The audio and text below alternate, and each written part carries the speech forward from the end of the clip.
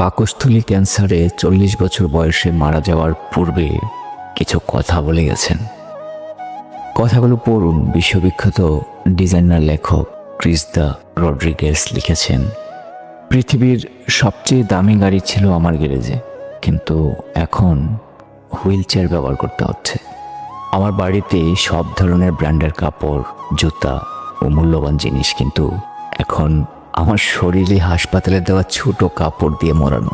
ব্যাংকে আমার প্রচুর টাকা ছিল, কিন্তু এখন সেই টাকা দিয়ে আমার কি লাভ হলো?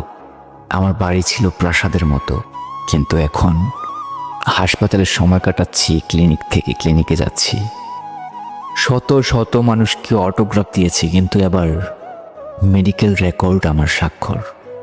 7 নাপিতের কাছে গেছি চুল ঠিক করার জন্য, কিন্তু এখন মাথায় একটা চুলও নেই। একটি প্রাইভেট জেটের সাথে আমি যে কোনো সময় যে কোনো জায়গায় উঠতে পারি, কিন্তু এখন হাসপাতালের গেটে হেঁটে যাওয়ার জন্য আমার 2 জন সহকারী প্রয়োজন। অনেক খাবার থাকলেও এখন খাবার দিনে 2 ট্যাবলেট আর সন্ধ্যায় 2 ফোঁটা লবণ পানি। এই বাড়ি, এই গাড়ি, এই প্লেন, এই আসবাবপত্র, এই ব্যাংক, অতি সুনাম, গৌরব, এসব কিছুই আমার কাজে লাগে না। কোনো কিছুই আমাকে আরাম দিতে পারবে না। মৃত্যু ছাড়া বাস্তব কিছুই নেই।